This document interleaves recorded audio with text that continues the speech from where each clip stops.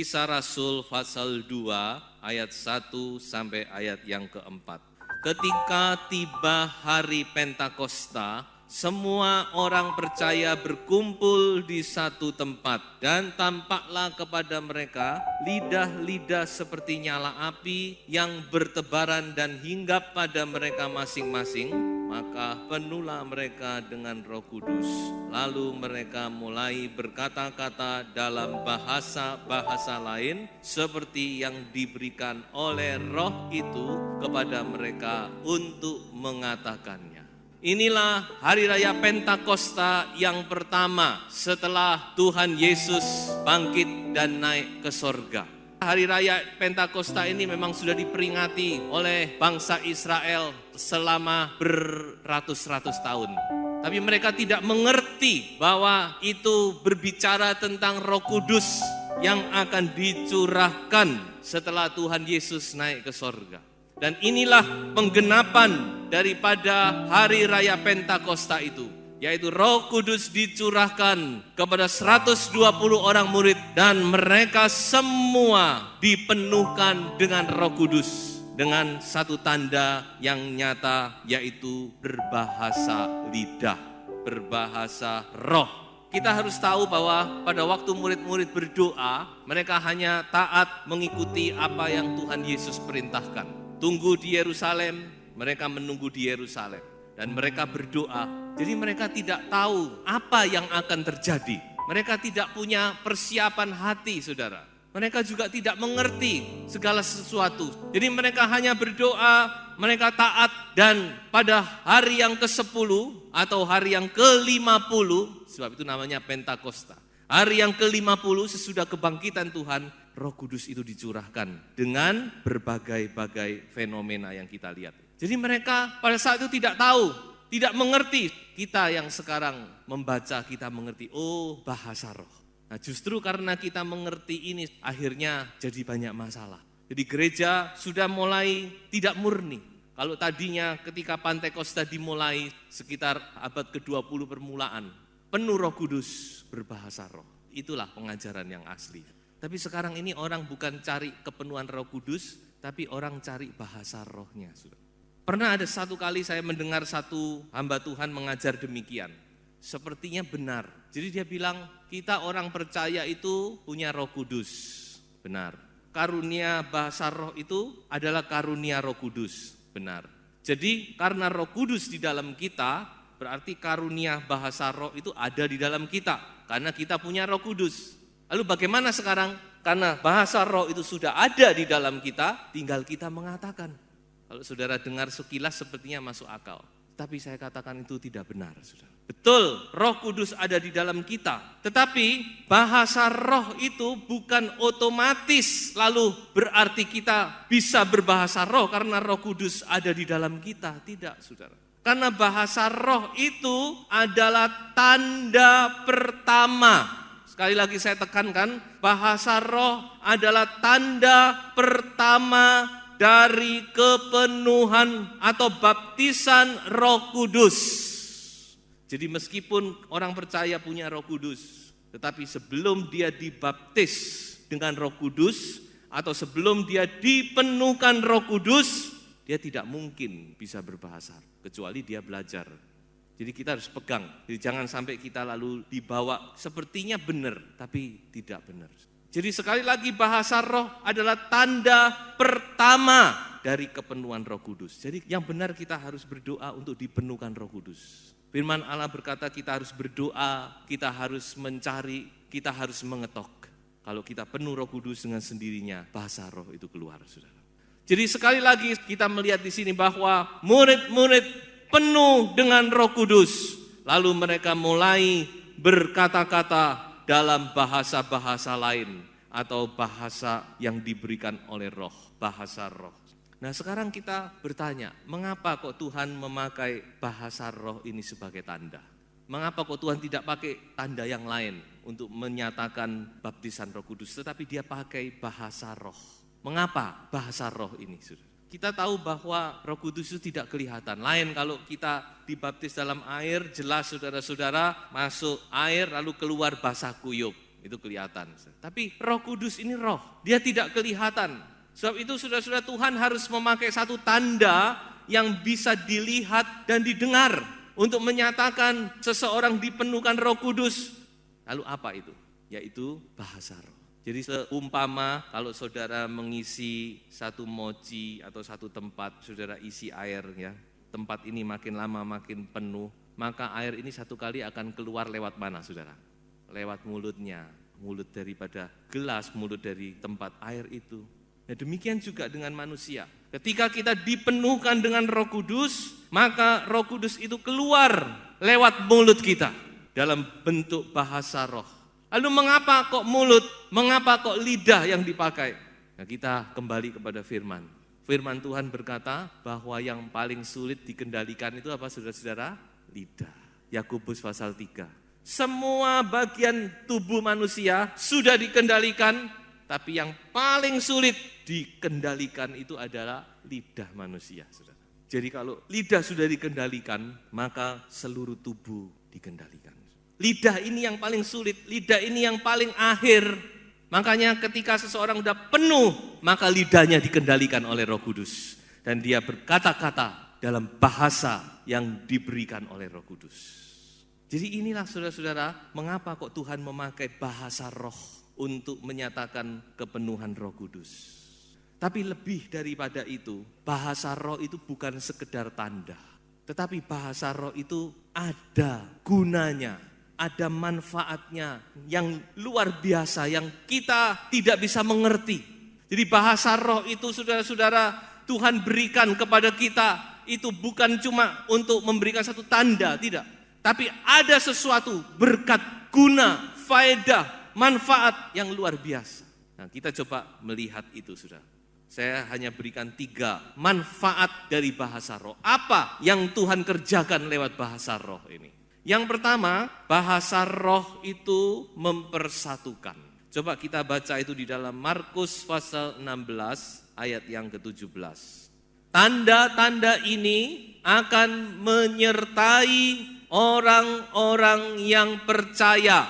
Mereka akan mengusir setan-setan demi namaku dan mereka akan berbicara dalam bahasa-bahasa yang baru bagi mereka. Ini bukan bahasa Inggris atau bahasa Mandarin atau bahasa Latin, tidak saudara. Tapi ini adalah bahasa roh. Mereka akan berbicara dalam bahasa-bahasa yang baru. Siapa mereka itu? Adalah orang-orang yang percaya. Siapa orang-orang yang percaya? Anda dan saya. Jadi ini menjadi bahasa pemersatu saudara-saudara. Walaupun kita tidak mengerti, tapi ini mempersatukan roh kita. Saudara, peristiwa Pantekosta ini adalah kebalikan daripada peristiwa Menara Babel. Di dalam Kejadian pasal 11, kita membaca di situ ada Menara Babel. Manusia dari segala bangsa pada saat itu berkumpul bersama-sama mendirikan satu menara ke langit. Dan mereka berkata, supaya kita menjadi satu. Tujuannya kan bagus ya, supaya menjadi satu. Tapi mereka mengandalkan kekuatan sendiri dan untuk kemuliaan diri sendiri. Sebab itu dikatakan Tuhan memandang dari langit dan dia berkata, wah ini payah ini manusia ini. Lalu Tuhan bertindak. Lalu Tuhan bertindak gampang saja. Tidak perlu Menara Babel itu diruntuhkan, tidak perlu. Sama Tuhan dikasih saja bahasa yang lain. Satu dengan yang lain tidak ngerti. Yang atas mulai membangun karena tidak kompak, akhirnya bercerai-berai. Kacau balau. Babel itu artinya kacau balau. Gampang. Tuhan kacaukan bahasa mereka. Akhirnya mereka berpencar ke seluruh bangsa. Tetapi lewat Pantekosta, sekarang Tuhan mempersatukan kembali orang percaya. Saat itu cuma 120 orang. Tapi kemudian berkembang. Dan sekarang seluruh dunia Orang percaya dia punya satu tanda, yaitu berbahasa dengan bahasa-bahasa yang diberikan oleh Roh Kudus. Ini bahasa persatuan, bahasa sorgawi. Sebab itu saudara harus rindu untuk dibaptis Roh Kudus dan berbicara dengan bahasa roh. Bahasa komunikasi ini paling penting, saudara. Saudara, satu kali umat Tuhan akan dikumpulkan. Dan bahasa yang mempersatukan inilah. Saudara, bahasa roh adalah kebalikan dari menara Babel. Kalau orang pada saat itu dia memuliakan diri sendiri, tetapi bahasa roh ini memuliakan Allah, saudara. Mari kita baca Kisah 10 ayat 46. Bahasa roh ini memuliakan Allah. Sebab itu lewat bahasa roh kita dipersatukan di dalam pujian dan penyembahan. Sebab mereka mendengar orang-orang itu berkata-kata dalam bahasa roh dan memuliakan Allah. Ini peristiwa di rumah Kornelius, saudara. Orang non-Yahudi yang mendengar Injil. Injil belum selesai diberitakan, Roh Kudus sudah bekerja. Penuh dengan Roh Kudus, saudara. Dan mereka mulai berbahasa roh dan memuliakan Allah, saudara-saudara. Betapa luar biasa hadirat Tuhan. Saudara, buka hati. Saudara, terima Roh Kudus ini. Dipenuhkan dengan Roh Kudus. Jadi itulah yang pertama, bahasa roh mempersatukan. Yang kedua, saudara, bahasa roh memberikan kelegaan atau perhentian atau peristirahatan. Mari kita baca di dalam Yesaya 28 ayat 11 dan ayat yang ke-12. Sungguh oleh orang-orang yang berlogat ganjil dan oleh orang-orang yang berbahasa asing akan berbicara kepada bangsa ini, dia yang telah berfirman kepada mereka, inilah tempat perhentian, berilah perhentian kepada orang yang lelah, inilah tempat peristirahatan. Tetapi mereka tidak mau mendengarkan atau tidak mau menerima. Sayang bukan, kalau anak Tuhan tidak bisa menerima karunia ini. Karena bahasa roh itu memberikan rest, memberikan refreshing, kesegaran. Melewati bahasa roh ini saudara merasakan disegarkan kembali. Segala beban terlepas. Mazmur berkata segala pikulan, segala beban terlepas. Jadi ada sesuatu yang Tuhan kerjakan lewat bahasa roh ini.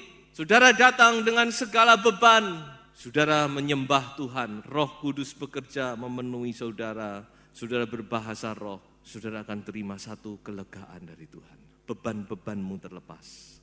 Engkau akan disegarkan kembali. Mengapa demikian, saudara? Karena kita harus tahu bahwa bahasa roh itu bukan sekedar bunyi. Memang kita tidak mengerti. Yang kita dengar hanya sekedar bunyi. Tapi itu sebenarnya adalah suatu doa yang dinaikkan oleh roh kita kepada Tuhan yang roh adanya. Jadi itu satu doa, saudara. Hanya kita tidak mengerti saja. Jadi saudara-saudara, ada saat-saat tertentu di mana kita sudah tidak bisa lagi berdoa dengan kata-kata. Kata-kata kita terbatas. Kita tidak bisa ungkapkan dengan kata-kata manusia. Tapi Roh Kudus mengambil alih dan dia berkata-kata dengan bahasa roh. Ada doa yang dinaikkan kepada Allah. Itulah sebabnya saudara-saudara, ada sesuatu kelegaan. Doa dinaikkan. Coba saya ajak kita membaca 2 ayat supaya lebih jelas.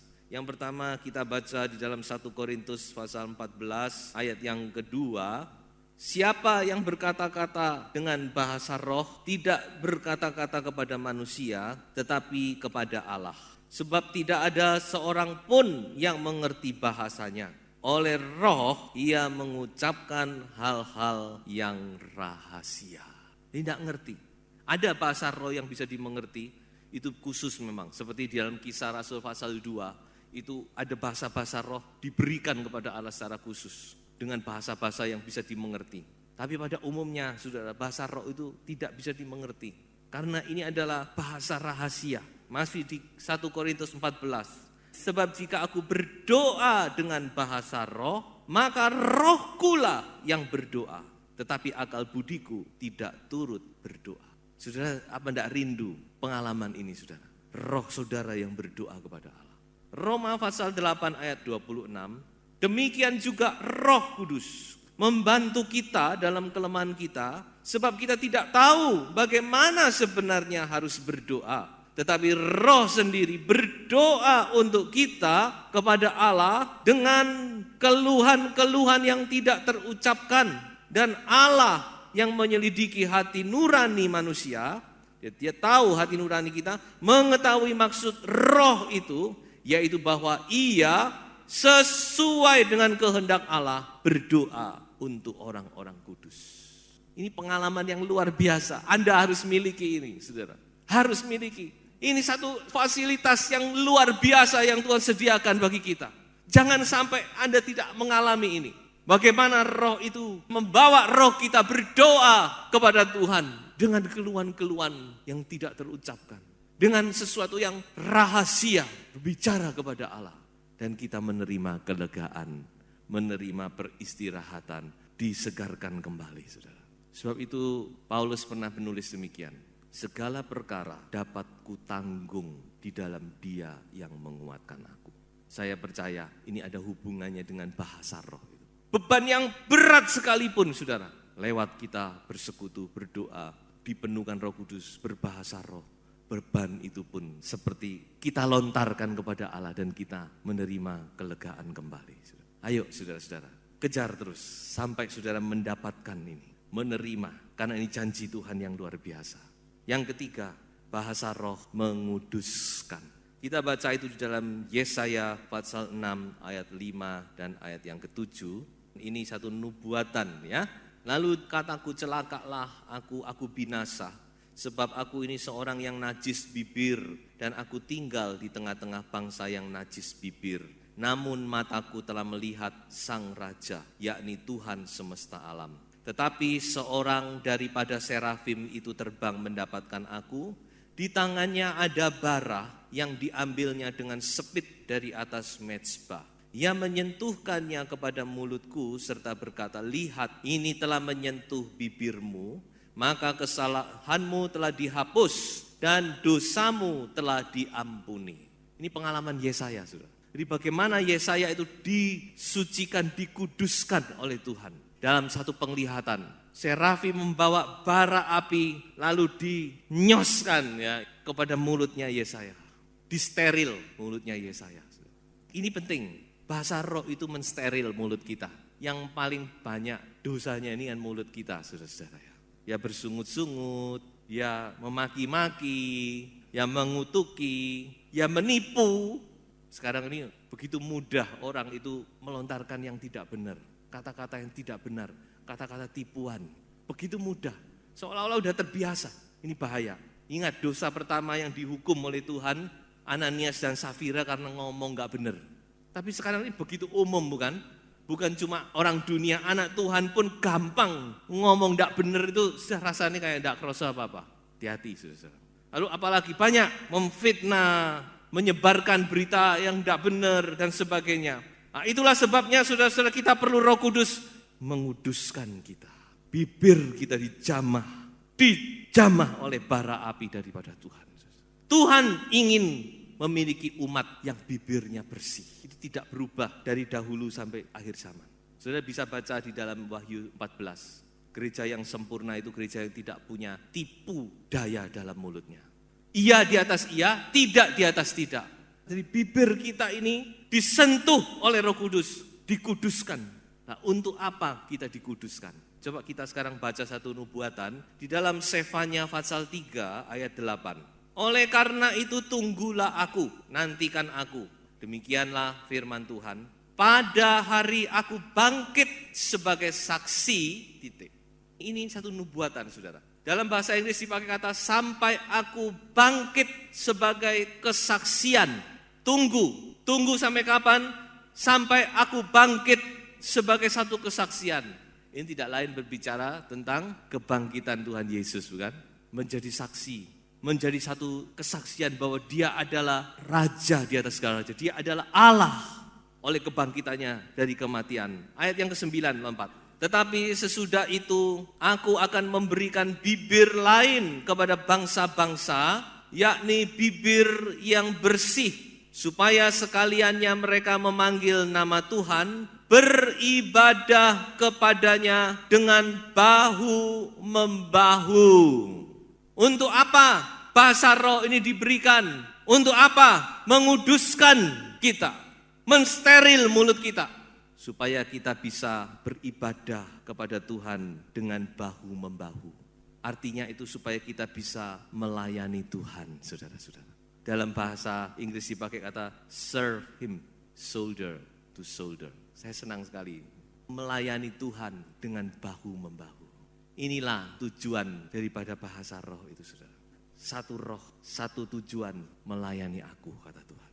Tuhan sudah memberikan bahasa roh ini bukan hanya untuk kita nikmati, bukan hanya untuk kesenangan sendiri, bukan. Tetapi untuk melayani Tuhan, saudara-saudara. Dengan bahu-membahu. Pekerjaan Tuhan ini tidak bisa dipikul oleh 1-2 orang. Kita harus bahu-membahu. Seperti imam-imam yang memikul tabut perjanjian, saudara. Harus bahu-membahu. Semua berikan bahu saudara untuk memikul pekerjaan Tuhan ini. Untuk melayani Tuhan. Jadi saudara-saudara, bahasa roh diberikan salah satunya adalah supaya kita boleh bersama-sama melayani Tuhan. Tuhan mau kita semua menjadi saksi, saudara-saudara. Jangan berpangku tangan, jangan diam, layani Tuhan. Berikan bahu saudara untuk melayani Tuhan. Apapun yang Tuhan percayakan. Bahu-membahu melayani Tuhan. Menjadi saksi bagi Tuhan sampai ke ujung dunia. Ayo kita tidak mau ketinggalan.